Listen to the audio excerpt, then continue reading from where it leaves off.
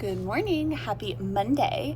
It is a quick little Monday, and then we have no school tomorrow because it is Veterans Day. So I thought I would pop in today, let you know a little bit about what we're doing, but also share some of my favorite activities for numbers within 20 because that is our new unit. So I was just prepping a bunch of stuff for the week, and it's only like a 2-week unit, so it's relatively quick. And it's a lot about those 10 numbers beginning place value. So I thought I would pull some of my favorites and share them with you. But first, let's talk a little bit about what we're up to for the week. All right, so I just pulled up my slides to take a look at what we are doing this week, even though I worked on this weekend, so I should remember. I do want to point out, Stitch Fix has been killing it lately. I've been doing Stitch Fix for like 2025, maybe 5 years now. I think I started during COVID. And I recently have needed a lot of new clothes and new sweaters, and their sweater game, their jeans game, their shoe game has been doing really, really well. I do think it takes a long time before they now every box is perfect for me. I do probably about one a month or one every other month, depending on what I need, but I have been loving it. I do have an affiliate code.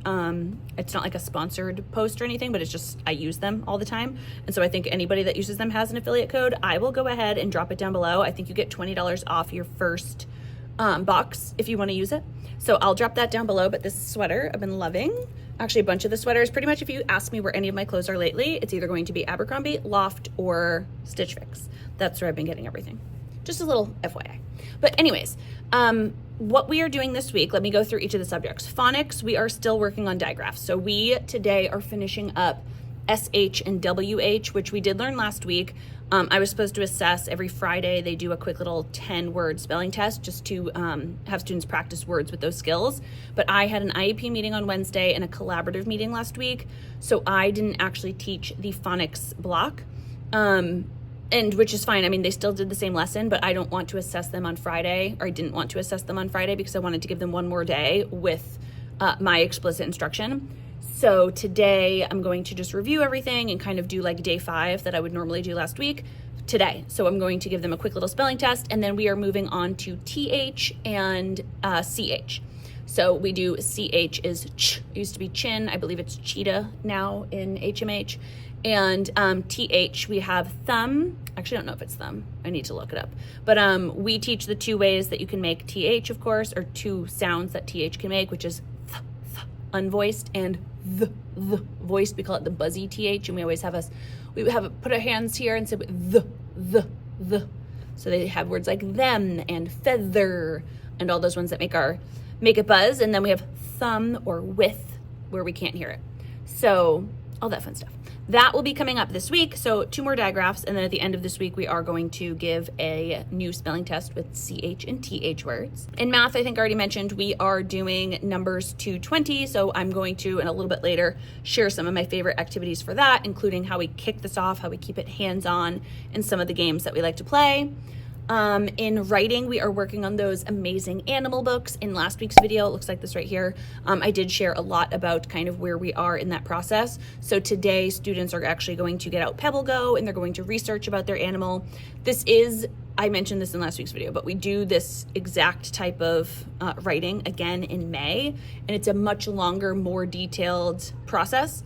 They're also, May first grade students as opposed to November first grade students. So when we do it now, it's very hand-holdy and teacher guided.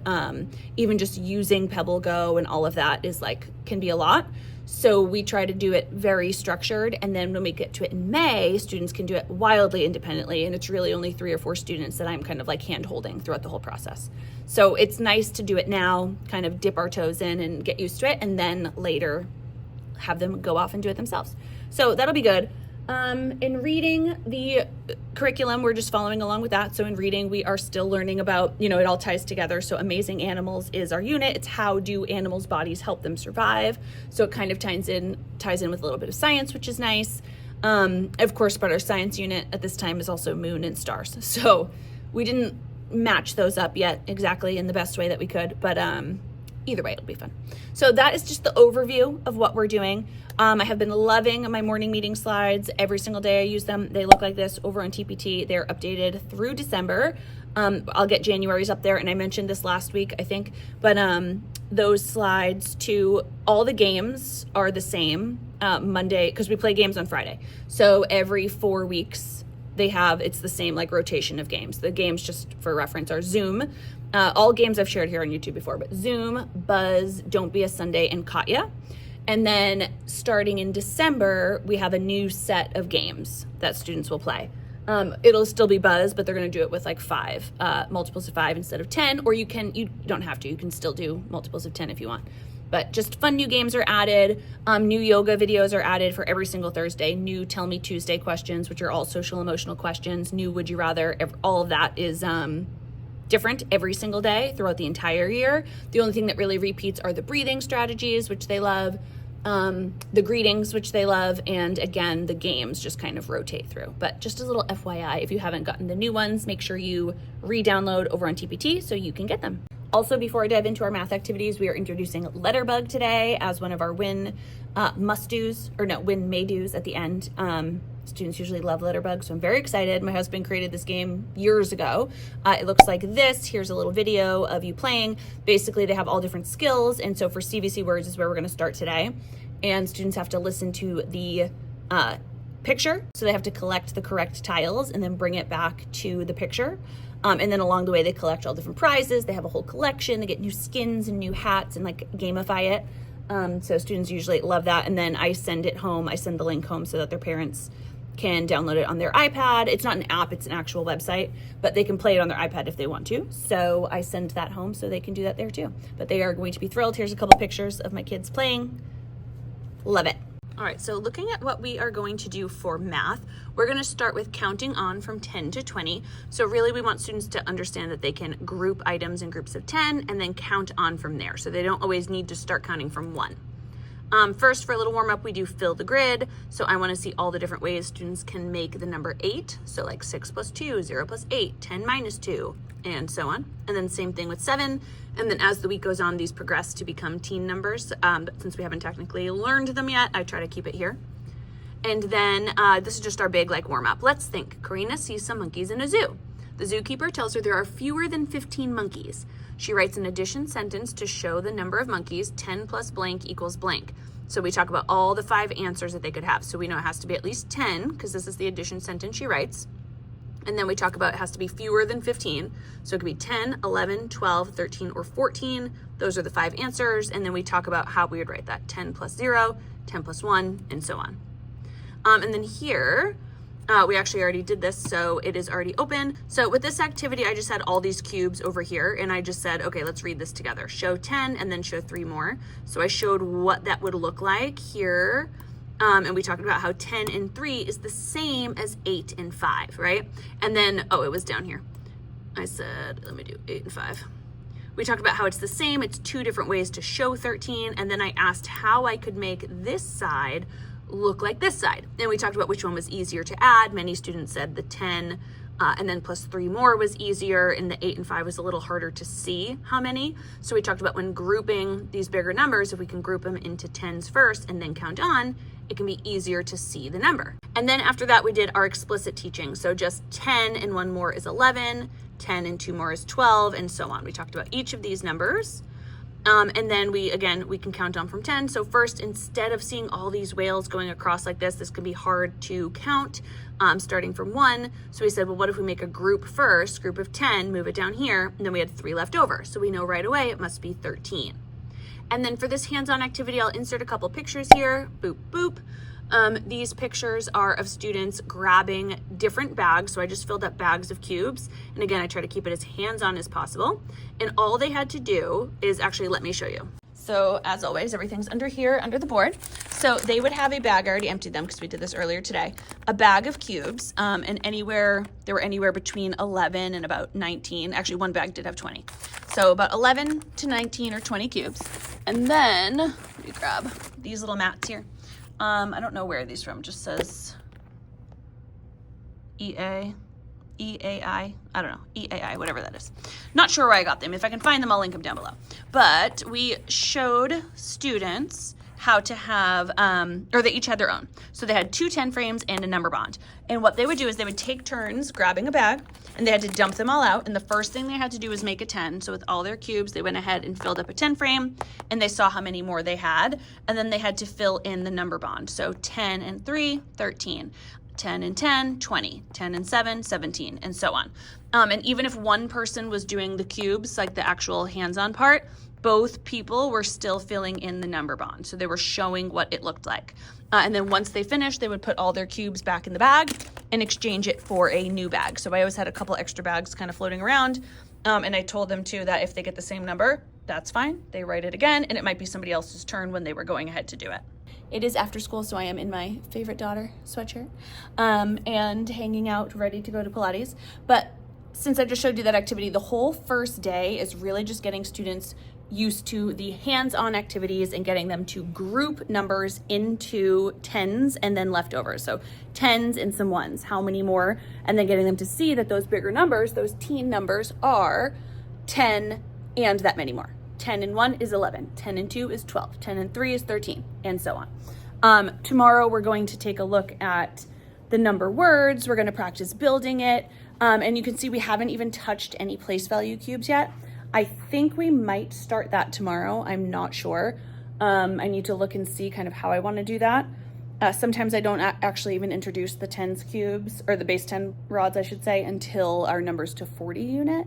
But I'm gonna check and see. So that was our first introductory one. I'm also gonna pop in and share a couple of the other activities that we like to do, but right now I'm gonna get the posters because I need to put them up there on the back for numbers 11 through 20.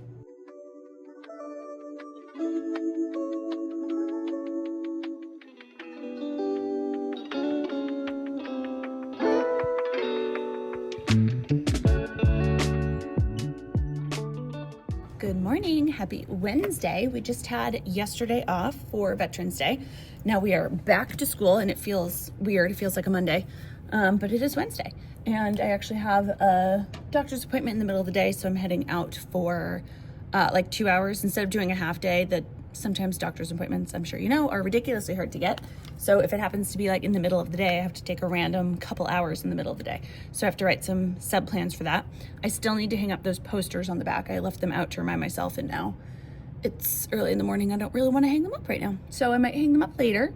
But I wanted to share with you some of my favorite activities for those teen numbers. So I know we shared what we did on Monday, which is where we kind of just did a lot of hands-on, like taking the cubes out, making a 10, seeing how many more to make a teen number, 10 plus what equals what.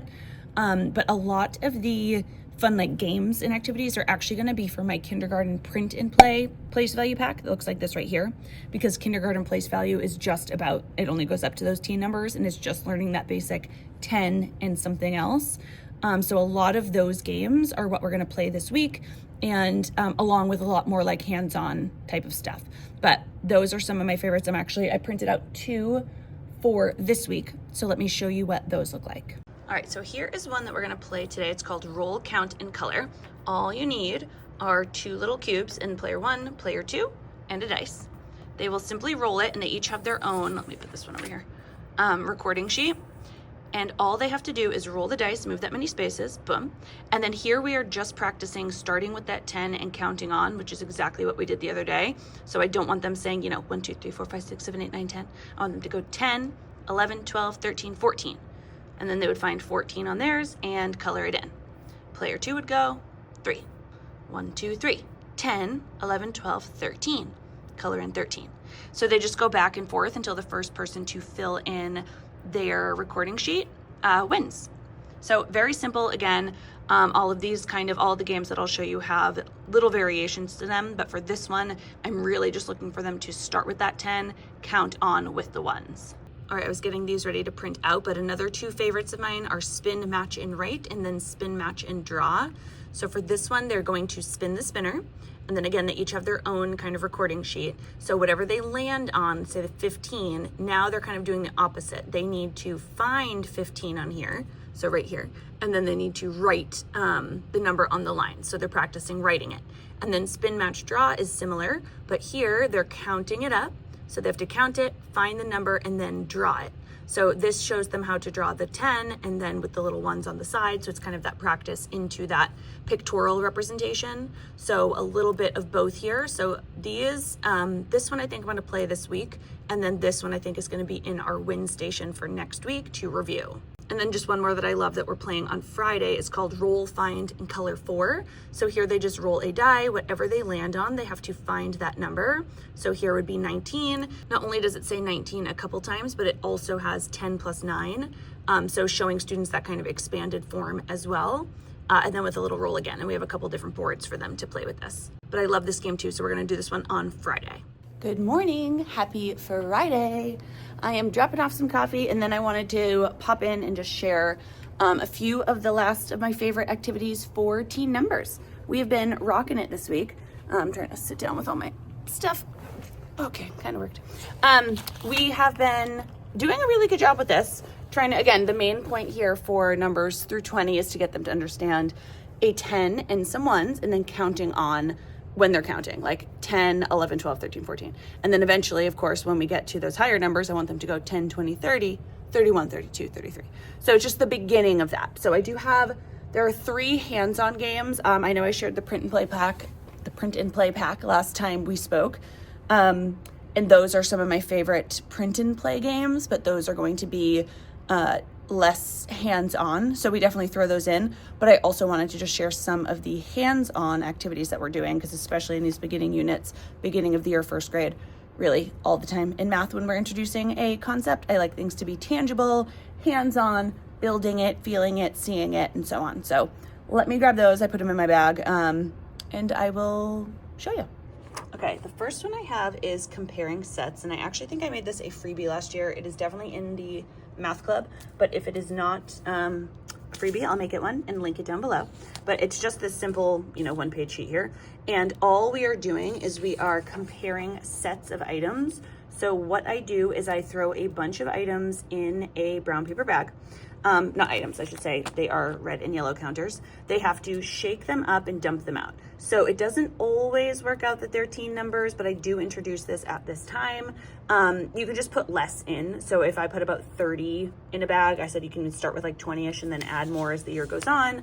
And all they're doing is they'll shake up the bag and dump them out. So let me dump some out here. Okay, so once they are dumped out, then they have to sort them by color. So they're doing this with a partner. So not only are they sorting them by color, but once they do that, they need to right away see if they can make groups of 10.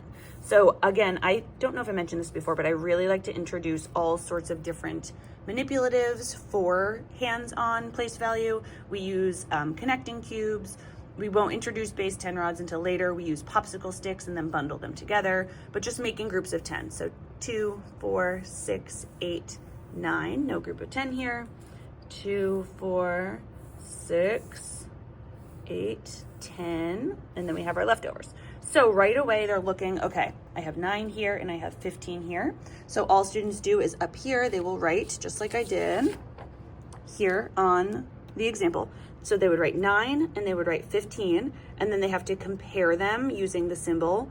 This is when I introduce the symbol. We first start by just saying more than, less than, and then it says there are more blank counters, so yellow counters, and then how many more. We haven't necessarily gotten to the how many more yet part. We've talked about it. It's not expected that they know it at this point in time, but I did show them when doing this game how to do that, how to like match up these 9 and then see how many more are left over. So 6. And it's just a good way for them to compare sets of items while also making that group of 10 first. Okay, the next game that I love is Spin It, Show It, What Comes Next. And this is actually a game I would have taught before, comparing numbers.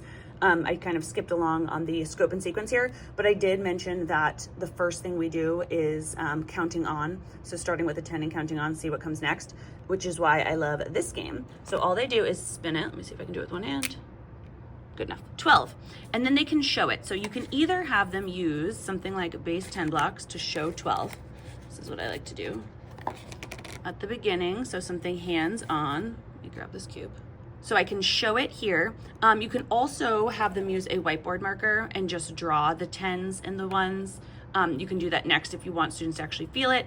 And then they write the number here in this part. So 12 is what we landed on. And then they need to write the numbers that come next. So what comes next? 13, 14, 15. And then they spin again. And they can either play this with a partner. So here we have 20. So we'd have them build 20. What comes next? 21, 22, 23. They can either play this with a partner and go back and forth, or they can just play this themselves and practice building that number and counting on. The other reason I'll do this with a small group at the beginning for students that really need it, because once we had like 12, for example, if I can get that back, once we had 12, I actually had them physically grab the next cube. Okay, 13, and then they write it. Grab another cube. 14, then they write it. Again, just getting them to practice and really feel each of those numbers. All right, and last but not least, I've shared this game a few times, and this is one we definitely play throughout the year as our numbers get higher, and we start with numbers within 20. So mix, order, and make. They have a bunch of little cards here. This is in, all of these are in the math club, and they flip the first 3 cards, 12, 15, and 18. So first today, mixed up all the cards. Then they have to put them in order. So we're gonna put them in order from least to greatest. And I have them plop the cards down here, 12, 15, and 18. And now underneath it, this is where, again, you can have students like build it with things like place value blocks, but this is where I really like them to practice that pictorial part of understanding the 10s and 1s. So once they are in order, I show them how to actually draw each of these numbers. And this is where we talk about, this is what a 10 looks like, right? That's fine. You could also do a big line like this. I kind of like the rectangular block, but I don't have them draw all the little lines. I say we're just doing this quickly. When I look, I should be able to see one big rectangle and how many ones. So we have 10, 11, 12, 10, 11, 12, 13, 14, 15. 10, 11, 12, 13, 14, 15, 16, 17, and 18. So this is our next step where, again, we started with kind of identifying 10s and 1s in numbers and counting on. Then we're comparing 2 numbers. Now we can use our place value knowledge and put, 3 or more numbers in order. When we do this, we talk about how we look at the 10s first, and if they all have the same amount of 10s, then we have to look at the 1s. So we have to compare 2, 5, and 8 to put them in order. And again, this just lets me quickly walk around and see, can they put them in order? Can they actually show these numbers? Do they understand what it means? We will actually be finishing up this unit, I think, by the end of next week for sure. Sometime in the middle of next week, I think, is actually when we are assessing if we don't need some more review days. And then we're moving on to addition and subtraction within 20. So now that we have all this place value knowledge, we're going to work on kind of more addition and subtraction strategies with higher numbers. So that's kind of where we are headed. If you have any questions about any of the activities that I shared, some other things I didn't mention, I do have my Number Sense print and play games for first grade. Those are right here. Again, I pointed out the kindergarten ones because they're all about, it's the place value one and it's all about 10s and 1s. So all of those games are relevant during a unit like this, but also the Number Sense games within 20 for first grade. They have plenty of fun comparing, ordering activities for students to understand those numbers too.